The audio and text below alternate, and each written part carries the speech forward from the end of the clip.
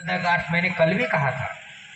जिसके अंदर 6 प्रकार के ऐश्वर्य हो उसको भगवान कहा जाता है। जिसके अंदर ज्ञान, भक्ति, विवेक, वैराग्य, श्री और यश का गुण हो उसको भगवान कहा जाता है। यदि मनुष्य के अंदर भी धर्म, अर्थ, काम, मोक्ष को प्राप्त करने की इच्छा हो तो उसको भी भगवान कहा जा सकता है।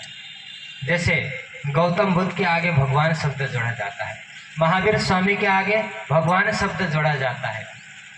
संसार के जितने भी महापुरुष है सबके आगे भगवान जोड़ा जाता है, किसी के आगे परमात्मा शब्द जोड़ा हुआ देखा है आपने? इसलिए भगवान और परमात्मा में अंतर होता है। जो अनंत ऐश्वर्यशाली होने से उस परमात्मा को हम भगवान तो कह सकते हैं, लेकिन महापुरुषों के नाम के आगे पीछे कहीं भी ब्रह्म और परमात्मा शब्द नहीं जोड़ा जाता है। इससे सिद्ध होता है कि परमात्मा अलग है और भगवान अलग है।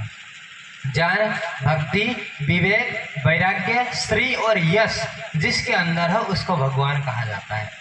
जो माता के गर्भ से जन्म लेते हैं, एक दिन इस संसार को छोड़ करके जाते हैं, इसलिए उनको भगवान कहा जाता है। उनके जो कार्य है संसार में उन्होंने कार्य किया, उनको कार्य को याद किया जाता है, उनको स्मृति की जाती है, उनके आचरण का हमें अनुसरण करना चाहिए।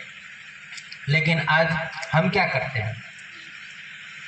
हम महापुरुषों के दर्शाए गए मार्ग का हम अनुसरण तो करते हैं, लेकिन हम उनके चित्र का पूजा तो करते हैं, लेकिन हम उनके चरित्र का पूजा का कार्य नहीं करते हैं। पूजा का तात्पर्य क्या होता है? सम्मान करना। पूजा का तात्पर्य यह नहीं होता कि अगरबत्ती जलाना, धूप करना, आरती उतारना, भोग प्रसाद चढ़ाना, इसका पूजा नहीं है। वो पूजायम धातु से पूजा शब्द बना है, जिसका अर्थ होता है सत्कार करना, सम्मान करना। यदि हम अपने वृद्ध माता पिता